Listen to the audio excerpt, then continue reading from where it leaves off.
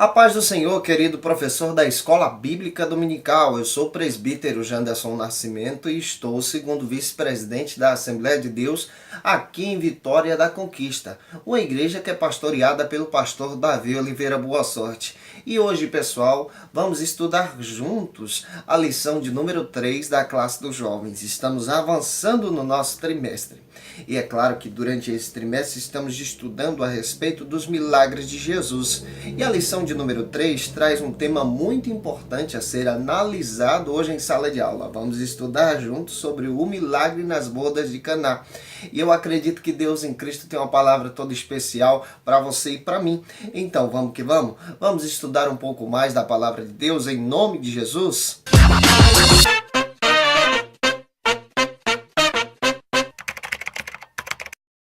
Hoje nós chegamos na lição de número 3 na classe dos jovens da CPRD.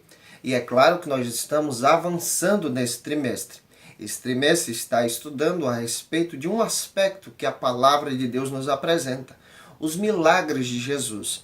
E é claro que a partir de agora, a partir da lição de número 3, nós vamos analisar milagre por milagre durante todo esse trimestre. E o primeiro milagre a ser analisado hoje em sala de aula é o milagre das bodas de Caná. Este milagre está apresentado dentro da palavra de Deus no Evangelho de João, capítulo 2. E é muito importante que a gente analise o que a Bíblia diz, analise o que a palavra de Deus nos ensina, para que possamos crescer juntos para a glória de Deus. Você que está chegando hoje aqui pela primeira vez, aproveita, se inscreve, passe a ser um dos nossos alunos. Que Deus em Cristo abençoe você poderosamente.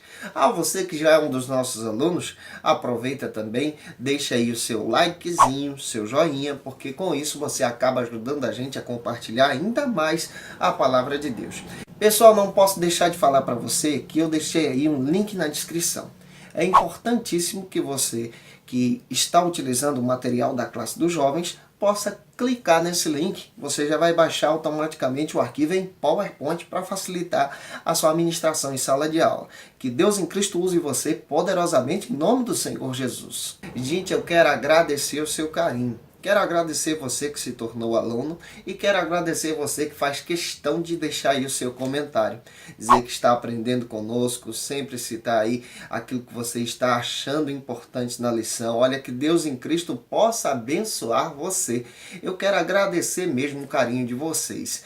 Isso nos traz muita alegria ao nosso coração e também nos ajuda a sempre estar aqui compartilhando a palavra de Deus com vocês e aprendendo juntos em nome do Senhor Jesus. Hoje a nossa análise bíblica está na lição de número 3. E essa lição de número 3 está baseada no Evangelho de João, capítulo 2, versículo 1 ao 11. É muito importante que tenhamos isso em mente. É importante que você, como professor da Escola Bíblica Dominical, faça a leitura desse texto. É claro que nós vamos iniciar a nossa lição. É importantíssimo que você inicie a sua lição lendo o texto da lição, lendo o texto bíblico da lição, que está no Evangelho de João, capítulo 2, versículo 1 ao 11, onde nós vamos basear toda a aula de hoje. É importante também que você apresente para os seus alunos o texto do dia. O texto do dia ele acaba te dando um norte sobre aquilo que vai ser ministrado em sala de aula. Querido professor, não se esqueça que a sua lição possui alguns objetivos específicos. São 3. E é muito importante que você tenha isso em mente, até mesmo porque para que você não possa fugir do assunto que vai ser ministrado e você tenha o foco na sua ministração. A sua lição também possui 3 pontos. E é necessário que você apresente o tema da sua lição ao início da sua aula. E também, na sequência, apresente aos seus alunos os 3 pontos que você vai ministrar. Explique para eles, olha, no ponto número 1 nós vamos ministrar sobre esse assunto, no 2 sobre esse assunto e no 3 sobre esse assunto. Isso vai te ajudar muito na sua ministração e também vai focar a sua turma em sala de aula para poder entender aquilo que você está ministrando e se interessar pelo seu assunto. Não se esqueça que a lição dos jovens também possui a síntese. E a síntese é uma espécie de resumo de tudo aquilo que nós vamos estudar a partir dessa lição. É até legal que você peça a um dos alunos da sua classe para fazer a leitura da síntese, de uma forma que você vai estar compartilhando também a oportunidade para os seus irmãos em Cristo Jesus. Quando iniciamos o nosso estudo pelas páginas do Novo Testamento, obviamente percebemos que o Novo Testamento possui 4 evangelhos. E é claro que esses evangelhos não são uma biografia do nosso Senhor Jesus. Esses evangelhos foram escritos anos mais tarde, pós-ressurreição, para poder preservar o testemunho dos discípulos, o testemunho da fé e as palavras de Cristo para a sua igreja. É claro que os evangelhos foram escritos até mesmo para preservar o testemunho daqueles que foram testemunhas oculares dos milagres e dos feitos de Cristo Jesus. Nós percebemos que a Bíblia possui 4 evangelhos. É claro que estudar esses evangelhos também requer um grande esforço, também requer uma grande dedicação. E você percebe ao estudar esses evangelhos que desses 4, 3 são muito parecidos. E esse fenômeno dessa semelhança é descrito dentro da palavra de Deus e dentro da teologia como sinopsismo. Esse fenômeno passou a ser estudado a partir do século passado, descoberto até mesmo por um grande historiador da palavra de Deus. Essa semelhança é apresentada exatamente nos evangelhos de Mateus, Marcos e Lucas. Esses evangelhos formam um conjunto entre si. Esse conjunto é apelidado dentro da Bíblia como sinóticos, que significa olhar a partir de uma perspectiva. É claro que esses testemunhos são registrados a partir do olhar dos discípulos. Nós possuímos aí o Evangelho de Mateus, de Marcos e de Lucas. Ao estudar esse fenômeno, nós vamos descobrir que esses evangelhos formam esse conjunto, apesar que eles não estão organizados cronologicamente. Se fosse pela ordem cronológica dos evangelhos, os evangelhos seriam organizados da seguinte maneira. O primeiro evangelho a ser apresentado seria o Evangelho de Marcos, até mesmo porque ele foi o primeiro evangelho a ser escrito. Acredita-se que esse evangelho foi escrito por volta do ano 47 a 48 até os 50 depois de Cristo. Após ele, veio o segundo evangelho a ser escrito, o Evangelho de Mateus. Vários historiadores e vários estudiosos do Novo Testamento concordam entre si que o Evangelho de Mateus foi escrito depois do Evangelho de Marcos, por um fator específico. Praticamente 95% do Evangelho de Marcos está no Evangelho de Mateus. Isso porque acredita-se que Mateus tomou o Evangelho de Marcos como base e acrescentou literalmente, a partir de outras fontes específicas, fatos a respeito de Jesus, milagres e citações que não foram descritas no Evangelho de Marcos, até mesmo algumas explicações e ampliações do texto. Após esse evangelho, o evangelho que surge é o Evangelho de Lucas. Lucas ele utiliza tanto a fonte de Marcos como a fonte de Mateus e outra fonte para poder ampliar a perspectiva sobre o testemunho de Cristo, o testemunho do Evangelho, o testemunho da Palavra de Deus. O último evangelho a ser escrito, que é diferente desse conjunto, é o Evangelho de João. João é praticamente o último evangelho a ser escrito. Acredita-se que ele foi escrito por volta do final do 1º século. E ele foi escrito exatamente para apresentar uma perspectiva diferente dos sinóticos.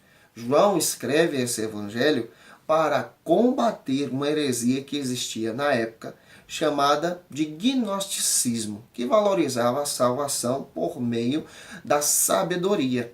E João demonstra que a salvação ela é apresentada por meio de Cristo, por meio da fé, pela escolha de servir ao Senhor. É claro que João apresenta alguns milagres que não são citados nos 3 primeiros evangelhos.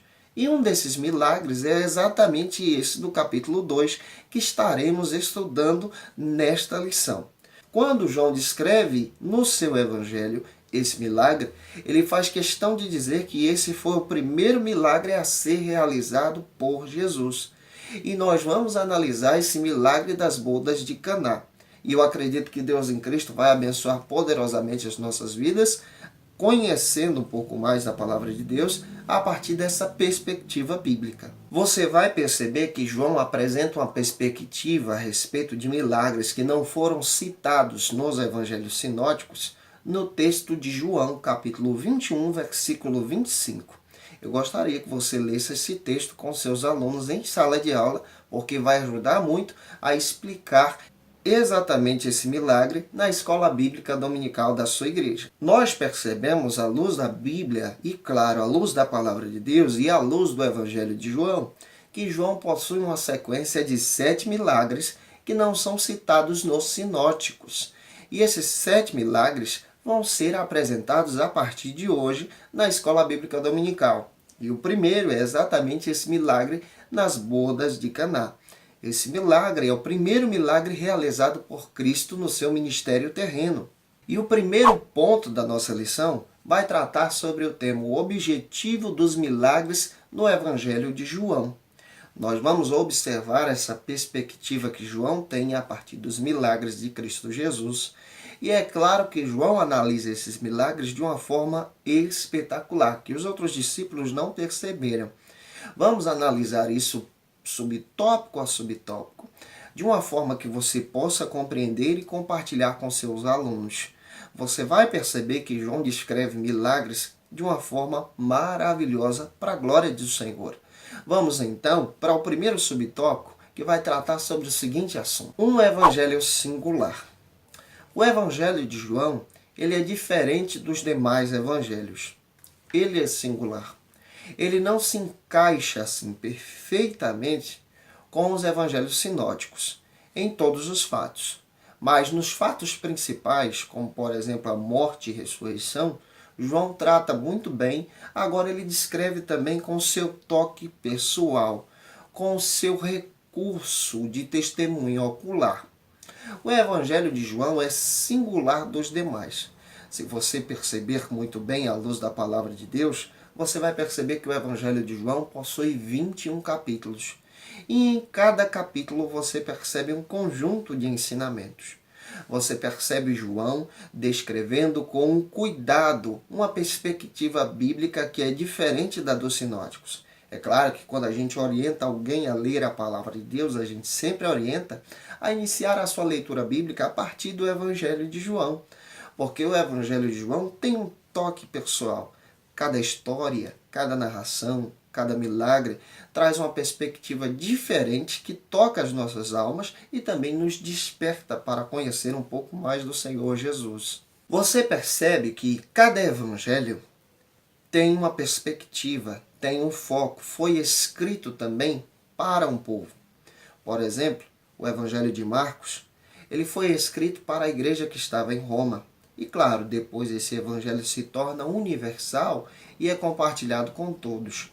Mas ele traz uma mensagem escrita exatamente para os cristãos que estão em Roma.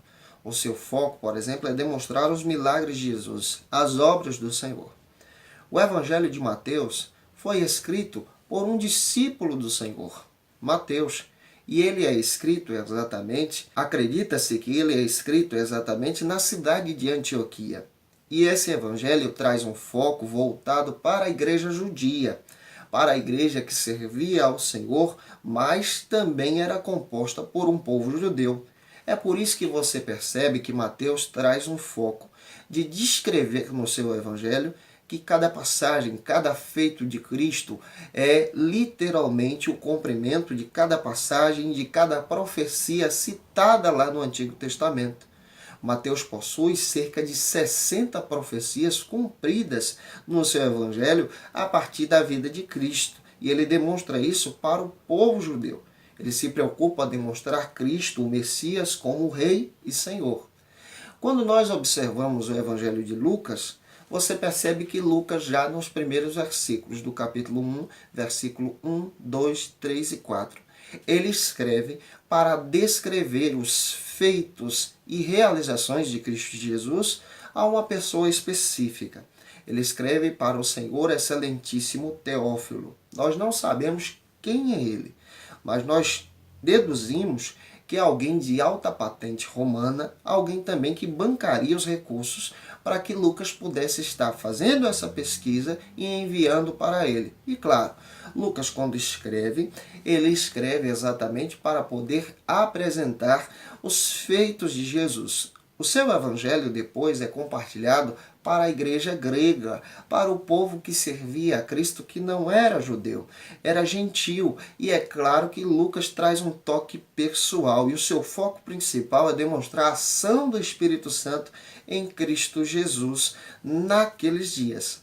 Agora, o evangelho de João é um evangelho que é tratado não com o foco de uma igreja só, mas é um evangelho que é trabalhado com foco universal para todas as igrejas, de uma forma que traz um cunho pessoal, atinge tanto o judeu, como o romano, como o grego, e também se torna universal, atinge também a mim e você, porque João traz um cunho pessoal, traz uma perspectiva diferente da dos demais. Ele também traz um cunho teológico totalmente diferente dos demais evangelhos. Como citei para você, quando João escreveu esse evangelho, ele escreveu para combater uma heresia que existia na época chamada de gnosticismo, que estava se instalando na igreja. E João escreve exatamente para demonstrar que Cristo é a palavra. Por quê? Os gnósticos acreditavam que a salvação viria pela sabedoria, viria pelo conhecimento da palavra. João descreve algo que é espetacular. Ele demonstra que Cristo é a palavra desde o princípio, que por causa de Cristo todas as coisas foram feitas. Observe o texto do capítulo 1 do Evangelho de João, versículo 1 ao 14. Se possível, leia esse texto com seus alunos para explicar o Evangelho de João nesse subtópico de número 1. O segundo subtópico fala exatamente sobre os 7 sinais. João ele apresenta uma perspectiva diferente da dos demais, como acabei de citar para você. Ele se preocupa em combater uma heresia e também trazer um evangelho mais voltado para todos. E ele descreve também 7 sinais que não são apresentados nos evangelhos sinóticos. Não encontramos no evangelho de Marcos, Mateus e Lucas, somente no evangelho de João. Esses 7 sinais são 7 milagres que estaremos estudando com vocês aqui em sala de aula. Leia o texto, por favor, de João capítulo 20, versículo 30, para poder apresentar este segundo subtópico e iniciar bem para a glória do Senhor Jesus. A ideia de sinais apresentadas aqui é a mesma coisa que milagres que Jesus realiza que não são encontrados nos outros evangelhos. E é óbvio que a apresentação desses 7 sinais são literalmente uma seção que é encontrada exclusivamente no Evangelho de João. Quando nós analisamos a Bíblia, nós percebemos que para o povo judeu, o número 7 é um símbolo de perfeição. E João também era judeu. E João descreve exatamente a perfeição de Cristo na realização desses milagres. Isso dá uma ideia de totalidade, dá uma ideia de uniformidade, também dá uma ideia de cumprimento da sua promessa e da sua palavra. Os milagres de Cristo são perfeitos, os milagres de Cristo são completos. Vamos para o terceiro subtópico, avançando no ponto de número 1 da nossa lição. Estamos analisando nesse primeiro ponto exatamente o Evangelho de João. E o terceiro subtópico vai falar sobre o objetivo dos milagres ou sinais no Evangelho de João. Por que João se preocupa em apresentar esses milagres? Porque João tem o objetivo de descrever esses sinais para os seus leitores, para a igreja em si. Porque nós precisamos conhecer esses milagres a partir da perspectiva de João. Inicie lendo o texto de João, capítulo 20, versículo 31. Cristo vem oferecer a todos a vida. Cristo vem oferecer a libertação. Cristo traz vida. E nós já estudamos em lições anteriores que o objetivo dos milagres de Jesus é oferecer socorro e também apresentar os sinais do reino de Deus. E o que João está fazendo? Ele está demonstrando que Cristo vem ao nosso favor, vem ao favor da igreja. E também os seus sinais são apresentados para descrever o reino entre nós. João tem essa preocupação de apresentar os sinais porque ele sabe que Cristo é o Messias. Quando você finalizar o ponto de número 1, não se esqueça de perguntar aos seus alunos se eles estão compreendendo a respeito desse aspecto, a respeito dessa primeira fase, apresentando o Evangelho de João, que é um evangelho diferente dos demais, que possui 7 milagres que não é encontrado nos outros evangelhos, e que o objetivo desses milagres é apresentar os sinais de Cristo e a chegada do reino de Deus. Vamos para o ponto de número 2, avançando na nossa lição dos jovens. Nesse ponto de número 2, nós vamos estudar a respeito de Jesus e a sua vida social. Qual é a perspectiva que João traz a respeito de Cristo e a sua vida social? Nesse ponto, nós vamos analisar também alguns subtópicos para poder trabalhar com você em sala de aula. E o primeiro subtópico do ponto número 2 fala sobre Jesus e a sua vida social. Cristo, ele também tinha sua vida social. Cristo também tinha um convívio com as pessoas. Cristo também tinha amizades, também tinha os seus amigos. No próprio Evangelho de João, capítulo 11, ele diz que ele tinha um amigo muito chegado, conhecido como Lázaro. E é claro que Cristo também participava de várias atividades. Visitava as pessoas, visitava os irmãos, visitava aqueles que tinham necessidade de conhecer o Evangelho.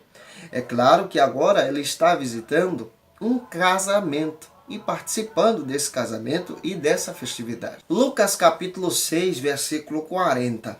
É claro que nós, como discípulos e os discípulos de Jesus, cabia a eles e cabe também a nós seguir o exemplo do Mestre. Nós não temos somente uma vida religiosa como cristãos, mas nós também precisamos obter uma vida social.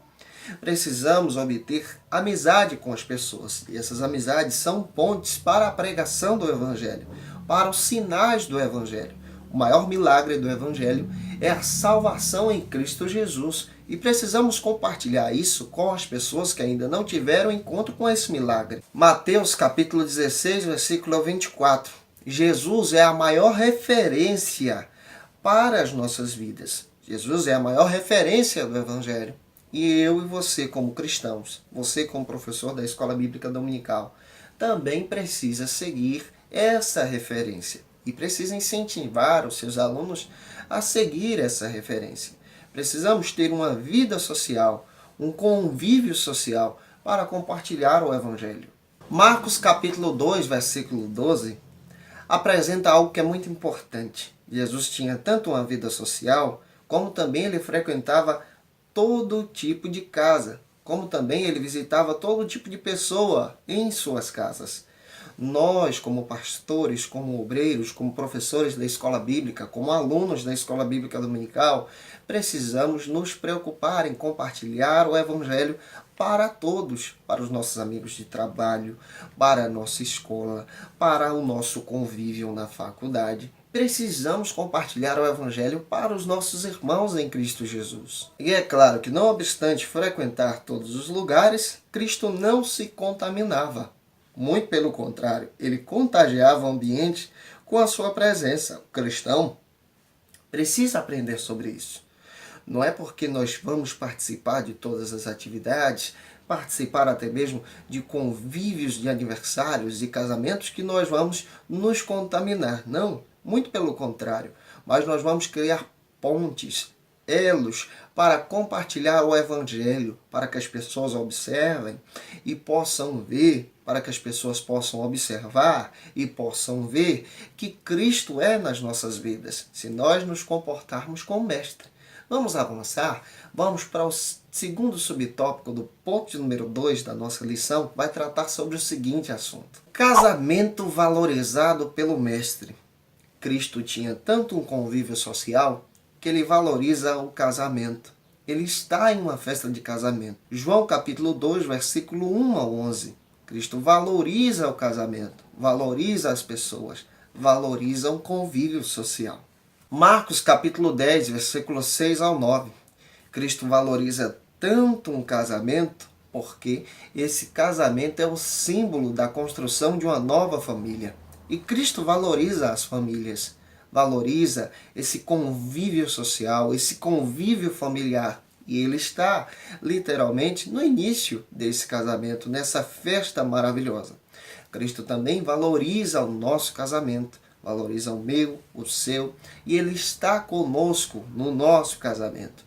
Está conosco todos os dias, quando nós estamos com ele, convidamos o Senhor para participar dessa festa maravilhosa. Quando olhamos para a Bíblia, descobrimos coisas que são espetaculares a respeito de Cristo Jesus.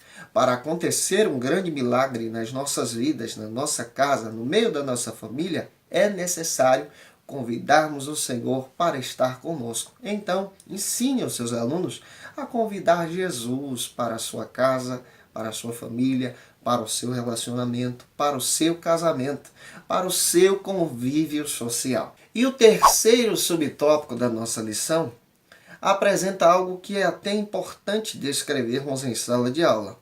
A diferença do ministério de Jesus para o ministério de João Batista.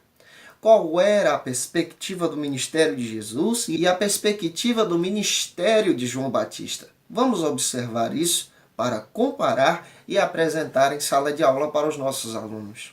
Mateus capítulo 3, versículo 1. A diferença era grande. Você percebe que Jesus possuía esse convívio social, gostava de estar no meio das pessoas, no meio do povão.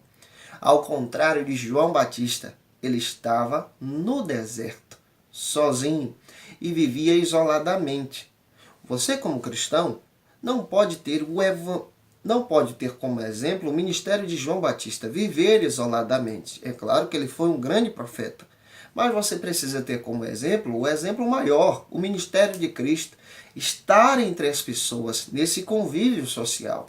Assim é mais prático para compartilhar o reino de Deus e o Evangelho. Mateus 11, versículo 13. É claro que eu quero destacar algo. O ministério de João Batista e o ministério de Jesus não disputavam entre si. O ministério de João Batista marca o fim do antigo concerto, o fim da antiga aliança. E o ministério de Jesus marca o início da nova aliança. O ministério de João, não há aqui um destaque para os milagres. O ministério de João é uma perspectiva do antigo concerto, um profeta do deserto. O ministério de Jesus há uma perspectiva de milagres e apresenta o início da nova aliança entre as pessoas, Cristo entre nós. E isso aqui é essa diferença espetacular que nós encontramos a partir da nova aliança. E é claro que ambos tinham um chamado. Cada um exerceu o seu chamado muito bem. Nós precisamos aprender isso à luz da palavra. Você, como cristão, precisa seguir a luz da nova aliança, a luz de Cristo. Compartilhar o evangelho entre as pessoas, para que esse evangelho possa avançar para a glória de Deus. E o terceiro e último ponto da nossa lição, da classe dos jovens, fala sobre esse milagre maravilhoso. A transformação da água em vinho. Isso era algo que nunca havia acontecido. E Cristo realiza isso conforme a glória de Deus que repousava sobre ele. Vamos observar isso ponto a ponto nesse terceiro e último ponto da nossa lição, subtópico a subtópico, de uma forma que possamos compreender e passar para os nossos alunos. E o primeiro subtópico é uma palavra de Maria. Fazei tudo o que ele disser. Quando analisamos as Escrituras, especialmente o Evangelho de João, capítulo 2, nós percebemos aqui o papel de Maria neste milagre. É claro que Jesus foi convidado para esse milagre, mas alguns historiadores acreditam que havia aqui um parentesco, até mesmo porque Maria estava muito envolvida com a atitude da festa, com a atitude de receber os convidados, e ela percebe que o vinho se acaba. E o que ela faz? Imediatamente ela anuncia a Cristo. Uma vez que as festas nos dias do Novo Testamento e também do Antigo se prolongavam. Gênesis capítulo 29, versículo 27 e 28, você vai perceber que as festas se prolongavam por 7 dias. E há aqui uma preocupação, há uma ótica de uma mãe que percebe conta ao seu filho a importância dessa festividade e a preocupação que ela tem com os convidados. E fica claro que ela aqui tem uma perspectiva profunda a respeito de Cristo. É claro que ela não é divina, ela é uma serva como eu e você. Eu e você também precisamos ter essa perspectiva profunda a respeito de Cristo. Tem coisas que nós não podemos fazer e precisamos contar com o Mestre, contar com o Filho de Deus. Maria aqui contou com Cristo e ela disse algo que era importante para que a gente possa até mesmo analisar. Fazer tudo o que ele disser. Será que eu e você como cristão estamos preparados para fazer tudo o que Cristo disser? Para caminharmos com eles e avançarmos segundo a palavra de Deus, segundo a sua vontade? Bastava apenas que os empregados compreendessem e obedecessem tudo aquilo que Cristo lhe ordenasse. Capítulo 2, versículo 5. Lê esse texto com seus alunos. Versículos 6 ao 8 do capítulo 2 do Evangelho de João, você percebe que os empregados compreenderam e obedeceram a Cristo. De fato, Cristo lhes ordenou que eles literalmente pegassem 6 talhas de purificação. Essas 6 talhas somadas eram mais de 400 litros de água. E é interessante que quando nós observamos isso, aqueles empregados obedeceram a Cristo e fizeram exatamente como Cristo havia ordenado.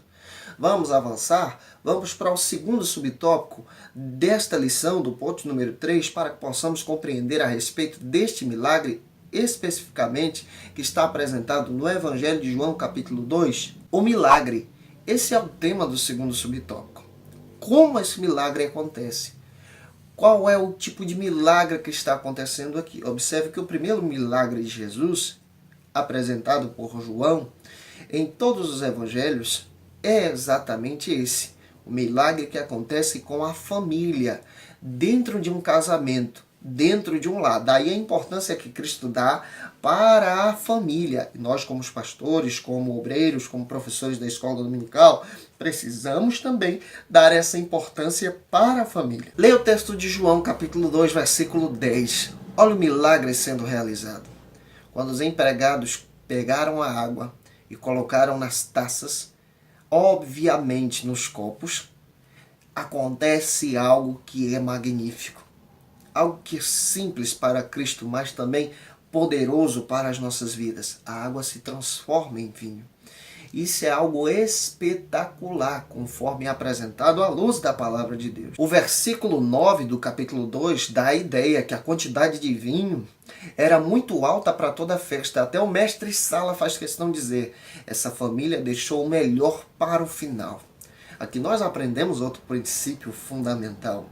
Quando estamos com Cristo, quando avançamos com o Senhor em um casamento, em uma família, quando trazemos o Senhor para a nossa casa, nós aprendemos que o melhor sempre vem no final. Cristo opera, o amor aumenta, a graça de Deus é revelada dentro do lar. Eu espero que Deus em Cristo possa estar orientando você à luz dessa palavra. Vamos para o terceiro subtópico, finalizando a nossa lição. O significado do milagre. Esse aqui é o foco da sua ministração.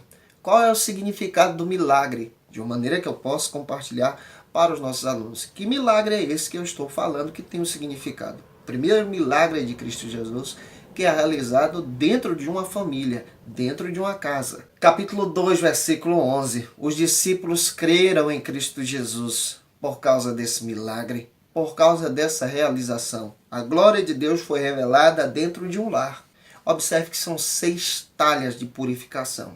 Esse era um hábito dos judeus para a purificação da sua vida espiritual e também da sua vida física nessa participação dessa festa. Marcos capítulo 7, versículo 1 ao 4 fala sobre isso. É claro que aqui nada é sem importância.